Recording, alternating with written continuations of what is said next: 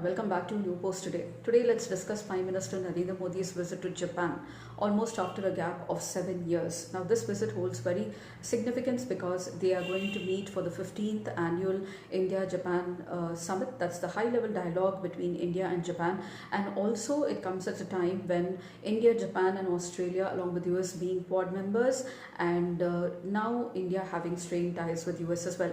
Also Prime Minister Narendra Modi's visit is very significant because he's going to visit a factory where we are going to deploy the same technology for the bullet train in India, and also the visit holds significance because it is a visit to take a review of the existing relationships and also to strengthen and deepen the bilateral relation further.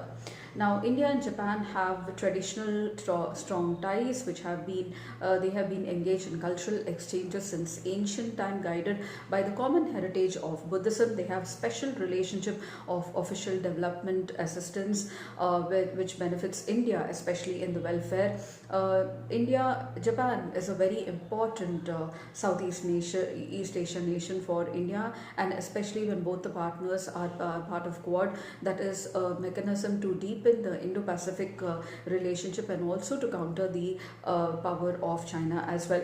Apart from that, we have many Japanese companies working in India providing employment and also technology like Yamaha, Sony, Toyota, Honda, Maruti Suzuki, which caters to the middle class and also a large market in India as well. Apart from that, Japan is financing infrastructure projects like Delhi Metro and also the bullet train project between Mumbai and Ahmedabad. And now, since 2014, we have upgraded our partnership to special strategic and global partnership. So let's have a quick review of the Indian Prime Minister Narendra Modi's visit to Japan to participate in the 15th Japan Annual Summit. Now this is his 8th visit to Japan, which shows how important as a partner Japan is for India, and also the first summit with his counterpart Shigeru Ishiba, the new Prime Minister of Japan, and the two prime ministers will review the special strategic and global partnership that has been developed between India and Japan since 2014, including defense, security, trade, economy, technology and innovation, and also people-to-people exchanges. They will also discuss issues of regional and global importance. The visit reaffirms the long-standing special bond of friendship between the two. They have had, from Japan, Prime Minister will be going to Tianjin to participate in the Shanghai Cooperation Organization on the invitation of Chinese President Xi Jinping, and this visit comes after almost 8 years of Prime Minister Narendra Modi. India has become a recent member with Pakistan in 2017, and they will preside over the Council of the Heads of States of the SCO in the present meeting, which is the highest decision-making body of SCO. Now the significance of Prime Minister Narendra Modi to Japan for the first annual India-Japan Summit is very significant because it is the first standalone visit in 7 years. He visited Japan way back in 2018 for the annual summit, and after that only for multilateral engagements. So this is also Prime Minister's 8th visit to Japan after he took office from 2014, which reflects a very high priority given by India to Japan relationships. The annual summit is a highest dialogue mechanism between the two countries and drives the agenda of India-Japan special strategic and global partnership. Prime Minister met Shigeru Ishiba previously on many events, like for example during the ASEAN summit in Vientiane, in the G7 summit during the Kananaskis in Canada, and also they spoke about the upcoming India-Japan Annual Summit as well. India-Japan share strong values of trust, strategic outlook. They are two Asia's leading democracies and top 5 world economies as well. And the bilateral relations have expanded in scope and ambition during the last decade.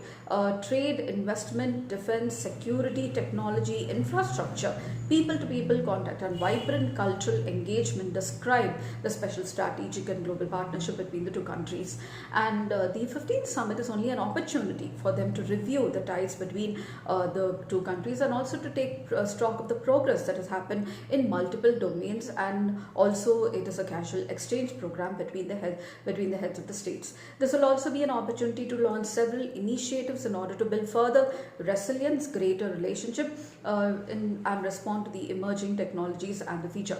One of the features of the annual summit between India and Japan is engagement between the two leaders outside the capital, and also to visit Tokyo, which is going to be something to look forward of the two. They also have recently, in recent years, they have intensified the engagement with regard to, between Indian states and Japanese prefectures. We have many states chief ministers visiting Japan for further improvement of ties as well, and this engagement is focused on the particular aspect of the 15th annual summit. Overall, the visit consolidates on the long-standing friendship between India and Japan. It opens fresh avenues of cooperation and reaffirms the shared commitment of peace, prosperity and stability as well.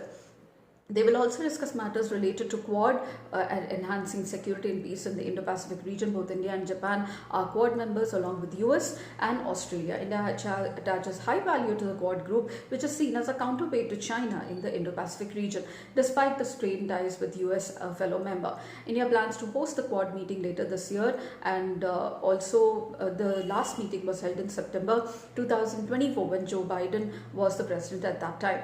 The Prime Minister Narendra Modi and Ishiba is also expected to take a tour to Tokyo Electron Factory, the famed Japanese electronics and the semiconductor company headquartered in Akasaka. The Japanese foreign minister has also announced that the two leaders will be traveling to Miyagi Prefecture to inspect the Tohoku Shinkansen plant in Sendai.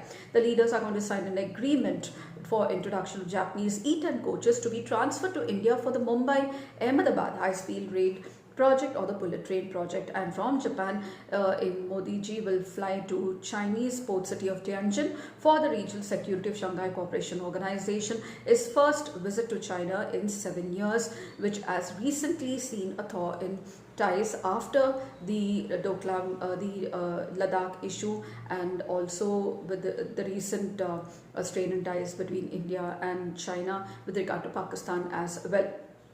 So these are some of the important points I thought I should make this touching with regard to Prime Minister Narendra Modi's visit to Japan.